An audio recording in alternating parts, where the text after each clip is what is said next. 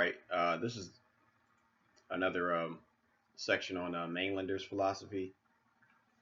This concerns mankind, civilization, and the ideal state. Everybody wants this utopia to come, or waiting for the golden age to come, which is probably not going to come in our lifetime anyway. But like with the whole truth movement, it's we need to avoid this one world government. Not only that, we need to abolish money, and everybody will be free. Everybody learns the Earth is flat, and then we're gonna be in peace. This utopia. It's kind of disturbing and funny how people have always dreamed of utopias and they never come to fruition, of course. But even if it did, you would realize, well, it's impermanent though. You still have to maintain it, and besides that, it defies human nature. It defies nature of man. These utopias. It really flies in the face of our nature. So that's a delusion. Um, Man is selfish. So a utopia? I doubt it. But here's his summary of that concept and where he sees that going. He says the movement of mankind as a whole isn't any other and can't be any other than the movement of the universe. It's the movement from the overbeing through the being into the nothingness. Every action of a human, the most noble just as the lowest, is egoistic. Because just like the devil can't see his fellow people being happy, the saint can't see them being unhappy or suffering. Therefore, the devil and the saint both act for egoistic reasons and both contribute to the overall movement of mankind. So, like a pendulum, he's establishing that this good and bad relative to humanity itself is which keeps everything going like electricity, I guess. So this movement's final goal is nothingness, of course, but for mankind in special, it is the reaching of the ideal state. The ideal state, like the utopia, as everybody's waiting on. Uh, because even now with the capitalism, there's a lot of guys, especially in my generation, who are weary of this now. We were just told to go to college, get a job, etc., get a career, and now they find themselves depressed from the whole system and alienated. Which even Karl Marx mentioned that, but that's what's going on. They're calling it late stage capitalism. So now everybody's like, this isn't right. So the yearning for an ideal state is there. So the ideal state would be the ultimate utopia, a socialistic paradise to which all efforts of humanity will finally lead. It will be a world without war, hunger, and any sufferings beside the sufferings of birth, age, and death. So he was deep enough too. This is what Buddha talks about too, and this is what the real suffering is. That's why Buddha says birth is suffering, and actually he said birth is evil, because he considers suffering, evil really one and the same. They play off each other.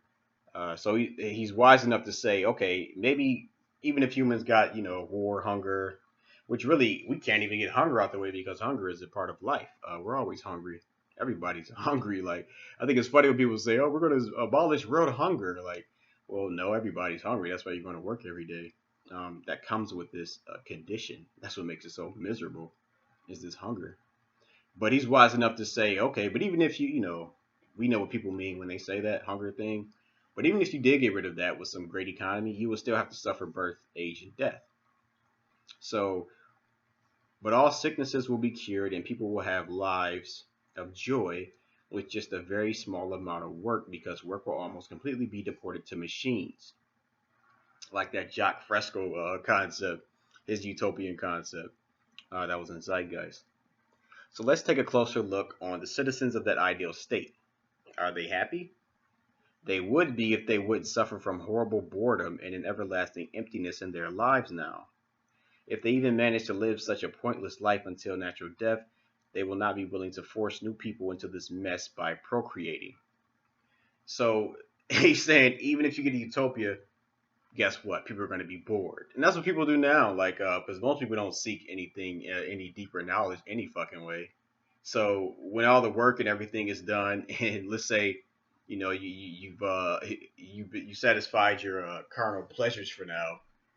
Then I'm bored. And that's when the dumb shit happens. That's when people start making those silly ass prank videos and shit, just stupid silliness.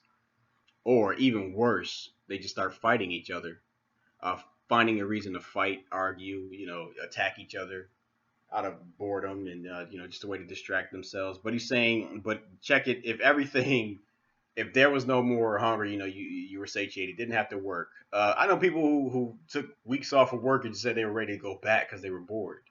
So that's what he's saying. People don't realize this is what life is. It's striving. It's a deficient state. It's the negative striving toward the zero at best, and claiming that that was worthwhile is stupidity. So he's saying if we really got the utopia, you will realize how bored you were and how pointless this was, because there will be no point. Because people think there's a higher point to this existence, but it's not. And that's what the Gnostics understand too. There is no higher goal. This is the point. It's the trap. I mean, you're chasing cheese in a mouse trap. So yeah, they will realize that they were living pointless lives. They were just sitting around doing nothing, basically. So he says they would not be willing to force new people into this mess by procreating, because ideally people would see that they would be bored, and but then you could also argue that they would be so bored that they would procreate to try to give some meaning to their existence. But anyway, he says they wouldn't be willing to do that because they would realize their life is pointless. They have no hope left because they know that they already reached the ideal state. Right. Remember, that's what we live off. Hope. Hope. Every generation has a hope, right? Like, it's clear. It's always a hope. Like, what's the hope now? It's like, get the fuck out of here. It's stupid. It's all. When is this shit gonna be over? Like, it's me and this girl was talking. Like, everybody's supposed to save the world. It's like, the world isn't saved yet. If you're not getting this yet, it's just birth and death. Every new generation comes on stage diluted as hell with some hope, and really none of the problems get solved. People just die off, and the problems change. Then there's another hope. But he's saying they don't have any hope anymore, because if everything's satiated, what the fuck are you gonna do now? There's no hope. Remember, hope is what people live for. So therefore, they will come to the conclusion that human life has to end, or maybe even that all life has to end. And that's some of the philosophies coming out too. They will be considered fringe, but they actually are pretty wise to see the necessity to reverse this existence, this stupid carnage out here, this suffering and carnage. Yeah, ideally, this would be reversed, this creation. So the conclusion that human life has to end, or maybe even that all life has to end, because they finally realize that there is nothing to accomplish for sentience, and that it would be better if they never had existed. And that's the title of David Benatar's book, Better Never Have Been Born, because it's the truth. What is the point? Beyond brute rationale, which most men have, there is no point. It's stupid. This will be the point where the movement of humanity, or even the movement of all life on Earth, will be fulfilled, and the universe would now have to move on without human life on Earth to reach its own final goal, which is exactly the same: turning into nothingness. So again, that's his conclusion, that the hidden purpose behind all of this, as he said, was God, or the non-dual, decided to kill itself, become creation, so that it could die and become nothing. It's very interesting, and sort of also intellectually entertaining to think about it in that way. But that's what he's saying. So even if you get this utopia, you get the Illuminati out, there's no hunger. People don't have to work or survive. They find a way to not do that. Like these transhumanists are talking about. You're gonna sit around bored, and you're gonna realize how pointless this shit was. And you'll realize, well, what if the ultimate goal is nothingness? And it is. For the wise, they say it's nothingness, because there's nothing to be gained here with sentient life. Peace.